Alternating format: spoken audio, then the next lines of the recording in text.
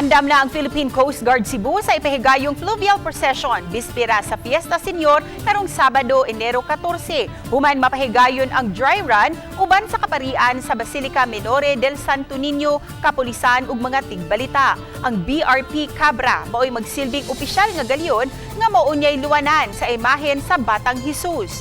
Tungod sa maayong panahon, nakalawig ang barko sa gikusgon nga 6 knots nga milungtad sud sa usa ka oras ug 20 minutos nga dry run. Ang ruta sa fluvial procession karong Sabado may gilayon nga 7.26 nautical miles gikan sa Naval Forces Central sa dakbayan sa Lapu-Lapu paingon sa Pier 1 sa dakbayan sa Subo. Diin ipakanaog ang imahen sa senyor. Matud ni Philippine Coast Guard Central Visayas Commander Mark Larson Mariano nga kaluwasan sa mga deboto ang una nilang tahas sa pagpahigayon sa fluvial procession. Gipaabot usab sa Coast Guard nga dagsaan ang mga deboto ang maong kalihukan human mahunong sa duha ka tuig. Atol sa kalihukan, siradan ang Mactan Channel sa Sabado sugod sa alas 4 sa kadlawon hangtod na sa alas 9 sa buntag. Pahinumdum sa Coast Guard, gidili ang pagda sa mga bata nga nag-edad og 12 anyos paubos.